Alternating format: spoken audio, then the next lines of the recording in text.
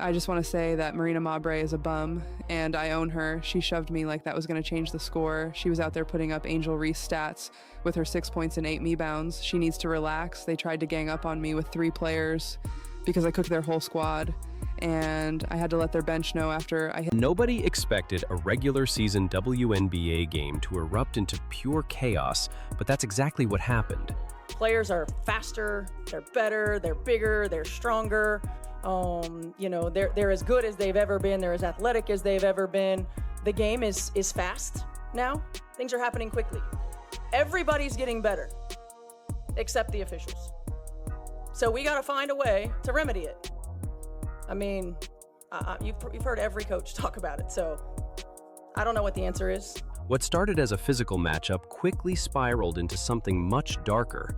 In one chilling moment, Indiana Fever star Caitlin Clark took a brutal eye poke from J.C. Sheldon that left her visibly shaken. Moments later, Marina Mabre forcefully shoved Clark to the ground in an act that many fans and commentators described as downright reckless. The crowd gasped, but the referees barely flinched. No whistle, no call, just silence. That silence spoke volumes. It wasn't just about missed officiating, it felt like a signal that Caitlin Clark was on her own. Was running down the court for a fast break layup. Sophie Cunningham grabs her and hard fouls her. I think this was Sophie. This was the last 46 seconds of the game. They were up by a lot. That's when Sophie Cunningham entered the story. Not as a player, but as a protector. With seconds ticking down and tensions exploding, Cunningham delivered a hard foul that took J.C. Sheldon to the floor. She didn't hesitate. The message was loud and clear: mess with Clark, and there will be consequences. Cunningham was immediately ejected, but in that moment, she cemented her role as the league's most fearless enforcer. Some saw it as an act of aggression, but many more saw courage. Sophie wasn't just defending a teammate. She was standing up against a pattern that had gone too far. When you are good at basketball, you're pretty, and you got grit, those 3 things make you bad to the bone. And I think this is one of the new trends that's going on in the WNBA, in my personal opinion, is that not only will you be good at basketball, but you also, some of these women will look like women, right? And you still look like dudes. Fans began asking the question no one in the league office seemed ready to answer. Why does Caitlin Clark keep getting targeted without protection? The numbers are hard to ignore. A staggering 17% of all flagrant fouls this season have been committed against Clark, an outrageous statistic that points to something more than coincidence. Whether intentional or not, it paints a troubling picture. The silence from the WNBA only fueled suspicions.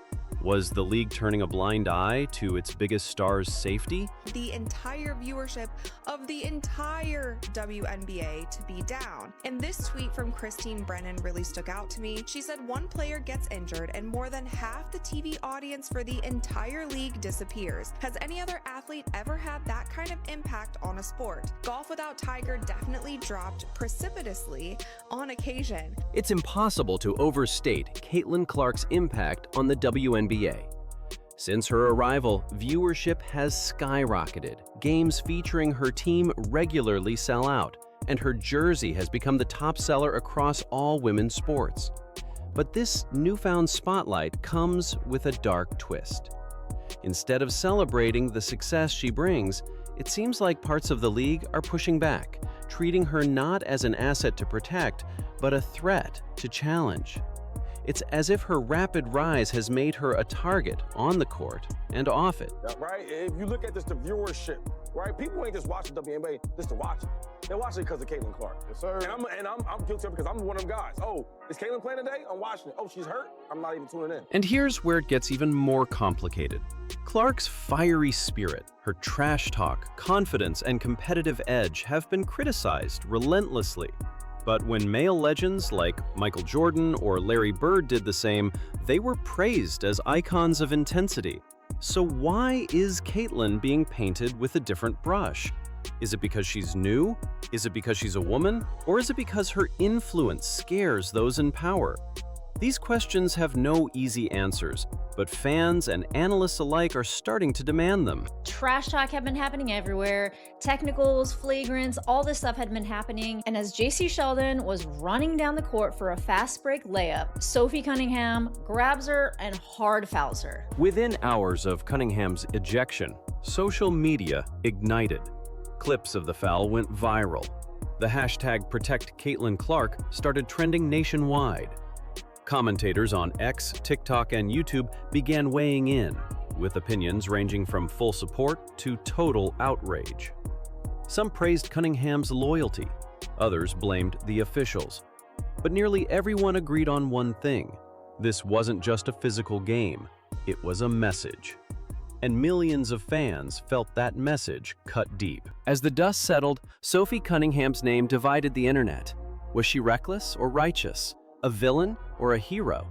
On one side were those who believed her actions were dangerous. On the other were legions of fans calling her the only player with the guts to do what needed to be done. Cunningham herself stood firm, stating she acted to defend her teammate. In doing so, she became the face of resistance to a system that many fans believe is broken. When we first played her, I just think she's had a lot of pressure on her shoulders, and I think a lot of people, no one's walked in her footsteps, and so it's really easy to judge and to say things, but at the end of the day, we all need to empower each other and be there for each other. I think she's done a lot, not only her, but that rookie class. They've brought a lot of attention to our league, and it's needed. Like, this is what we've always wanted, and so why would we not embrace them and make sure they're good? And so when we first played them, I was like, hey, keep doing your thing. Like, you're doing a great job. If you ever need anything, reach out. And then the All-Star game, we were just having fun. I mean, she was playing, I was having a good time on the sideline, and I kind of told her, I was like, hey, if you ever want to come to Phoenix, let me know. But that one kind of backfired on me. Now I'm here, which is great. All eyes then turned to the officials. Their handling of the game, or lack thereof, was scrutinized on national TV and across social media. Critics called out the inconsistency, the hesitation, and most of all, the silence in critical moments. For the first time in recent memory, even WNBA insiders began questioning the competence of the league's officiating. Coaches who usually kept their complaints behind closed doors started speaking out in interviews. One thing was clear: the officials weren't just failing Caitlin Clark, they were failing the game. What truly stunned fans was the silence from the top. WNBA Commissioner Kathy Engelbert made no immediate public statement. No apology, no assurance, nothing. As tensions soared and headlines exploded, leadership stayed quiet. That silence spoke louder than any statement could. It left fans wondering, does the league truly value the star it's built its season around? Or is it afraid to confront the chaos it helped create?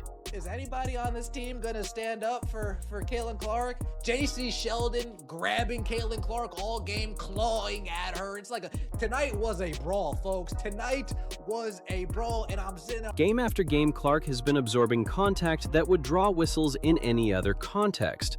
From eye pokes to shoulder checks, the physicality borders on dangerous. It's only a matter of time, fans warn, before one of these incidents leads to a serious injury.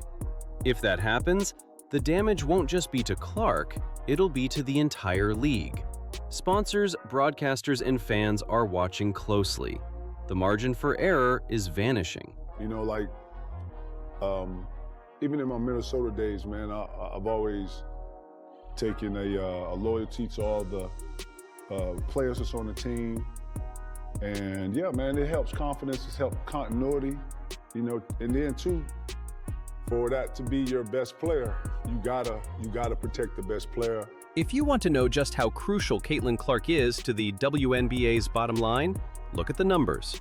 When Clark missed 5 games, ratings plummeted by a staggering 55%. Ticket sales dipped. Engagement fell. The conclusion is obvious. Clark isn't just helping the league, she is the league. And that means every hit she takes, every no call, comes with a price tag the WNBA can't afford. The backlash hasn't just been from fans. Rumors have begun swirling that European teams and billionaire investors are watching closely, wondering if Clark could be persuaded to leave. It's not just fantasy. In an era of global sports expansion, one phone call could change everything. And with the way she's being treated, many fans wouldn't blame her if she walked. Behind the scenes, former players and insiders are quietly voicing concerns. Some describe a league culture that tolerates aggression as long as it's targeted at the right person. Others hint that resentment toward Clark's fame and endorsements may be fueling the hostility. Whatever the truth is, it's becoming harder to ignore that something in the WNBA's locker rooms and boardrooms needs to change. 17% of the WNBA's flagrant fouls this season have been committed against Caitlin Clark. Hey! Ocho. Yes, sir. 17% of the WNBA flagrant fouls have been committed against Clark. The Chicago Sky were responsible for 80% of the flagrant fouls committed against Clark. But you know what, Ocho? It's the great white hype. There's nothing, Shannon. You just want to support that white girl. She busting y'all ass. Clark hasn't been alone in this. Big names from the NBA, Kevin Garnett, Paul Pierce, Paul George, have all spoken out in her defense. Their message is clear: protect your star. They know from experience what happens when leagues fail to do that. Their support is more than symbolic. It's pressure, and that pressure is growing by the day. The longer this goes unchecked, the bigger the financial risks. Sponsors are reportedly growing uneasy. Brands that bet on Clark as a clean, inspiring story are now seeing headlines filled with conflict. If she walks or worse gets injured, it's not just bad PR, it's a business disaster. Cunningham, too, faces a complicated road ahead. Some fear the league will punish her further. Others see her as a future face of reform. One thing is certain, her bold act has earned her both enemies and allies. Whether her career flourishes or falters could depend on how the league chooses to respond. What was going on with the chip is there, and what explanation were you given for the tech that you got? I'll take the official questions. There wasn't an explanation for the tech that she got. You know, I think it was pretty obvious that stuff was brewing, right? When the officials don't get control of the ball game, when they allow that stuff to happen, and it's been happening all season long. All season long. It's not just this game, it's been happening all season long. This is what happens, right? This is what happens. You've got competitive women who are the best in the world at what they do, right? And when you allow them to play physical and you allow these things to happen, they're going to compete. And they're going to have their teammates' backs. With every game, the aggression grows. Each missed call sends a message. You can get away with it. That's not just dangerous, it's unsustainable. Analysts are warning that if the league doesn't act now, it could face an injury or incident that permanently damages its credibility. The league's image is already taking a hit. Sports outlets once focused on game highlights are now analyzing fights and fouls. Headlines scream dysfunction. Crisis PR experts are calling it a textbook case of what not to do. If the WNBA doesn't pivot soon, its brightest moment may turn into its darkest. There's still time, but not much. The WNBA can step in with tougher rules, better officiating, and public accountability. But each game without those changes increases the risk. The question is no longer what happened. It's what will happen next if nothing changes. Caitlin Clark is driving the WNBA insane. It's to the point that she may need to step away from the WNBA, have a billionaire come in that has the money to prove a point, and say, Caitlin, I'll pay you $50 million just to see if the WNBA can make it without you. Let's go create a complete different league and expose the hell out of the WNBA just to embarrass this Angel Reese girl that Jameel Hill just said she could go down as a Michael Jordan of WNBA. Clark herself has remained relatively calm in interviews, but you can hear the frustration in her voice, the pain, the exhaustion. If there's one more shove, one more ignored foul, it could be the breaking point. Fans are bracing for the day she says, "I've had enough." And if that day comes, the fallout will be swift and brutal. Lacey stays in her face, and then Tina Charles runs over and is kind of wagging her finger in Caitlin Clark's face, and then Marina Mabrey comes out of nowhere and chucks her to the floor. Now let's watch this in slow motion. Here, JC Sheldon is guarding Caitlin, swipes her in the face. There's one. Going for the ball, swipes her in the eyeball.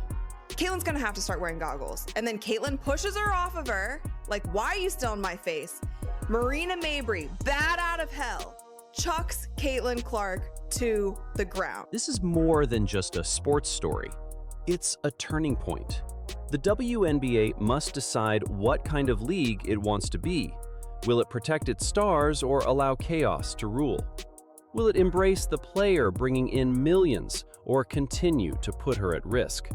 Caitlin Clark's fury isn't just about one foul. It's about the future of the entire league. And now the WNBA has a choice: step up or watch it all fall apart. What do you think? Has the league already crossed the line? Drop your thoughts in the comments, and don't forget to subscribe for more breakdowns of the biggest stories in women's basketball.